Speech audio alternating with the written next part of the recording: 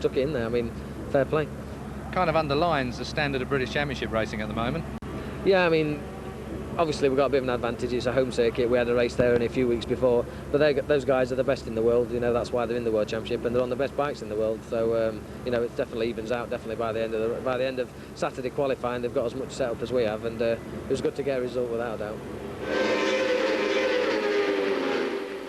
Now, you remember we talked about the last chance saloon at Thruxton in the last round. Well, that was the club chicane. This is Lodge Corner. They approach from behind me at some 140 miles an hour into the braking area. It's the last opportunity to make an out-braking manoeuvre and win the race. They disappear over Deers Leap and onto the start and finish straight. That's the theory in the race. This is what happened in qualifying. And qualifying turned out to be a nightmare. The weather forecast was dubious, so the scramble was on to set the best time possible in the first time session. Teamwork was all important. Neil Hodgson's Ines Ducati team were well prepared, but John Reynolds and the Reve Red Bull squad had the edge. And that was it.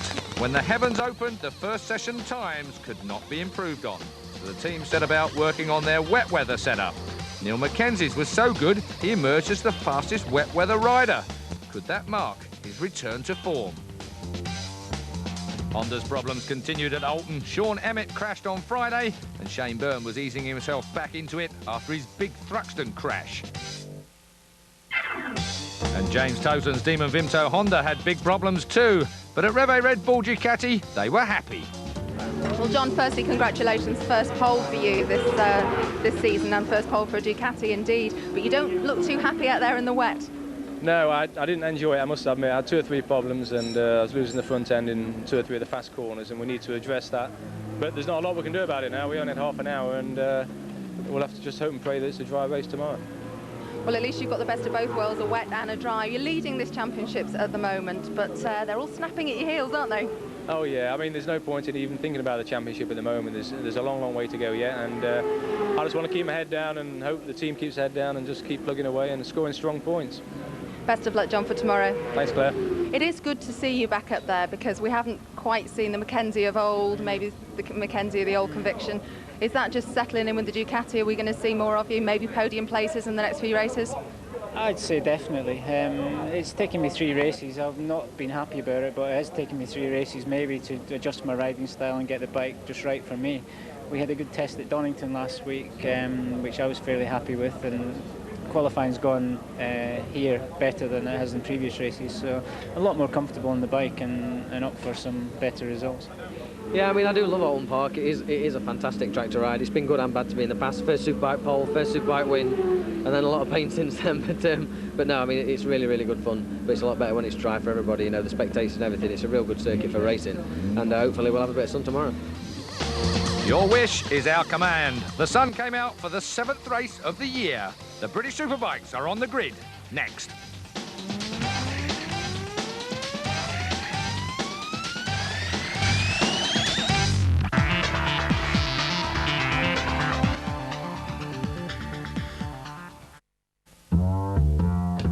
This is Alton Park, and as the girls came out to the grid under glorious sunshine, the boys were right behind them.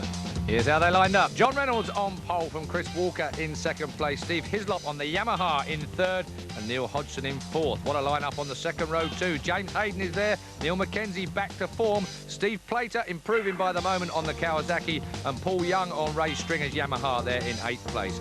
On row 3, it's John Crawford, Shaky Byrne, Michael Rutter and Paul Brown. On row 4, Goddard, Wood, Toseland and Emmett.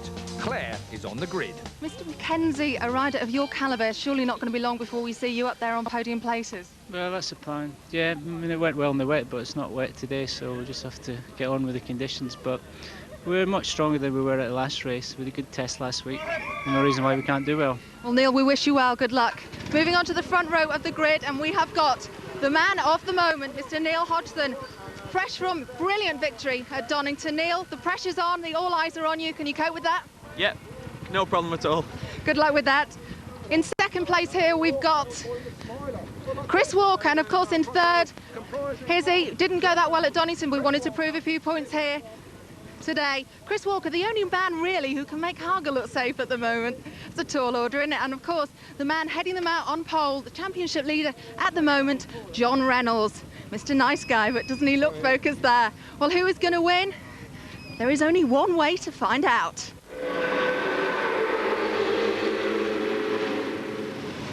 Race 1, we are looking down on the grid, and I tell you what, the tension is absolutely tangible. Looking across to Neil Mackenzie there, the great old fella of Ducati racing nowadays as they come under the starter's orders. Julian, this is going to be a cracker. There's Walker. He always makes a quick start. Look at that right hand. He knows what it's for. And straight away, Walker is away. And down towards Old Hall Corner, straight off. Walker never misses a start. Must be his old motocross tendency. Yep, avoid the axe murderers in the first corners, always the first job in motocross. Walker's away in front of Hodgson and Reynolds, the pole man. Yeah, Reynolds gets a good start too then, so down through Cascades, out along Lakeside, down already. Hodgson looks at the inside line, surely not a Walker. Oh, into, yes, Island Bend, and through goes Hodgson.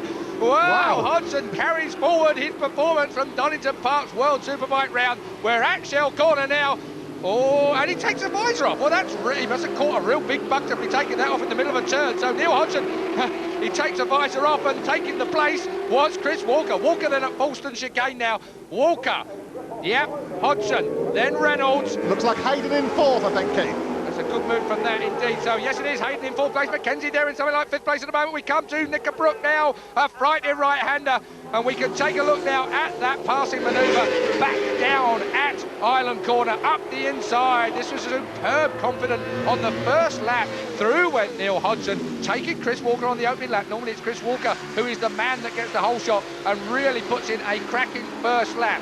That was the pass just a moment ago of Neil Hodgson on Chris Walker. But then, all of a sudden, Hodgson took his left hand off the bars. That shows a lot of confidence. Takes his tear-off visor off, and Chris Walker doesn't need another invitation, while Hodgson wheelies down the white line.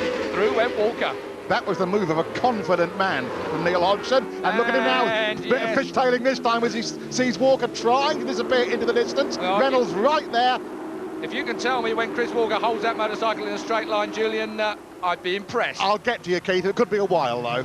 There's Reynolds in third place now, trying to bring up the Ducati rear at the moment. Hayden's behind him as well, so the two Rev 8 Red Bull men are right on it, but leading is the National Tyre Suzuki of Chris Walker. That's Island Corner. Hodgson is so fast through this section of turn. Just look how much with it. Corner speed he carries alongside the lake there. We're down towards Shell Corner now.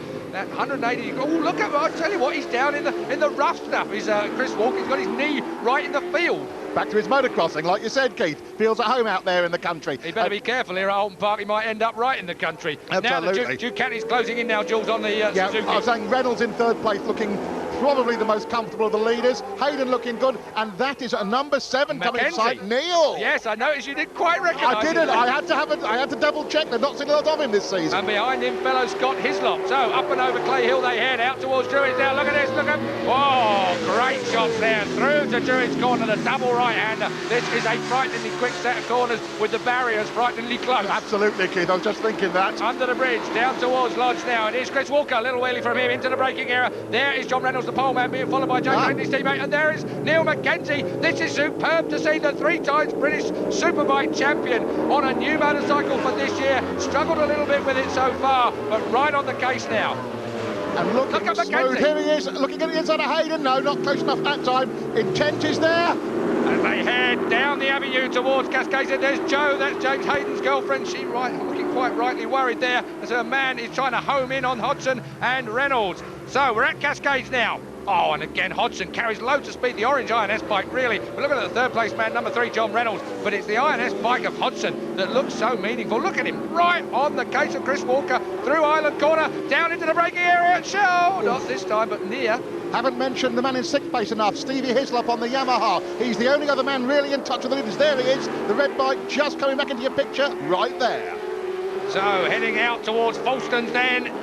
Still, it's Walker that's leading. That's Mackenzie in on bike 7 with the fellow Scott that you just quite rightly mentioned, the number 8, Steve Hislop, who's looking like a player today. Over the hilltop. Oh, and there's a couple of gaggle of Kawasaki's on the back there of Goddard and Plater as well. Don't discount Plater, he's having a great day so far. Getting better and better. Hizzy was a front row qualifier, let's not forget, so he should be up there with them. Had a few problems though at Donington. It's all a question of whether he's settling back down with that motorcycle. We're at Druids Corner now. The front 2, 3 are through. We're looking at number 5. That's James Hayden being chased hard by Neil Mackenzie, and the other Scotsman, of course, Steve Hislop. We're into the braking area at Lodge Corner. You forget what a fast track this is, don't you, till you come back here for the